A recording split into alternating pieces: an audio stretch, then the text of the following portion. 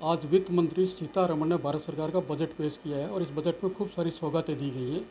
सौगातों में टैक्स को लेकर क्या क्या सौगातें हैं, इन तमाम बातों की जानकारी के लिए हमारे साथ निर्मल कुमार साल्डा सीए साथ में उनसे बातचीत करेंगे और आम आदमी को टैक्स में क्या छूट मिली है और उसका उन तक फ़ायदा कैसे पहुंचेगा और तमाम जानकारी आम आदमी की भाषा में उनसे समझने का प्रयास करेंगे।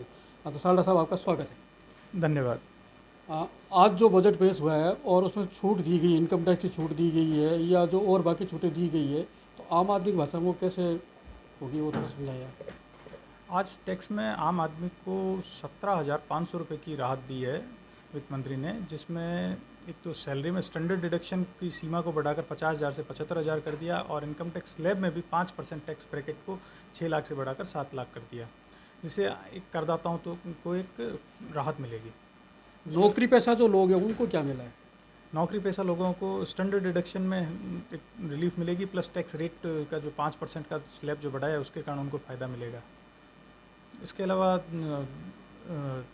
इनडायरेक्ट टैक्सेस में, एक्साइज ड्यूटी में, कस्टम ड्यूटी में भी काफ़ी जगह रिलीफ दी गई है, जिससे काफ़ी इलेक्ट्रॉनिक आइटम्स और कुछ सामान जो है उन पर इम्पोर्ट ड्यूटी कम होने से वो सस्ते होंगे, जो आम जनता को एक राहत होगी।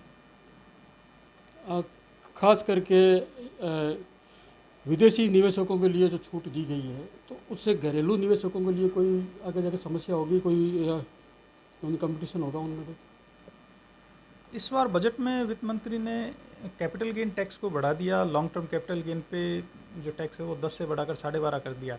इसका इफेक्ट शेयर मार्केट और म्यूचुअल फंड इन्वेस्टर पे तो 10 से बढ़ाकर 12.5 कर दिया, और दूसरी तरफ देखा जाए तो जो दूसरे जो कैपिटल एसेट थे, जैसे कोई लैंड वगैरह है, तो उन सब चीज़ों पर टैक्स की रेट 20% से घटाकर 12.5, मतलब लॉन्ग टर्म कैपिटल गेन पे जो टैक्स रेट है वो पूरी तरह 12.5% सभी across the all category of assets class हो गई। तो इससे शेयर मार्केट में इन्वेस्टर्स पे थोड़ा सा इसका नेगेटिव सेंटिमेंट इसका रहने की संभावना है कि उनको नुकसान होगा। और उसके अलावा शॉर्ट टर्म कैपिटल गेन भी उसकी टैक्स रेट बढ़ाकर 10 से 15% से 20% कर दी।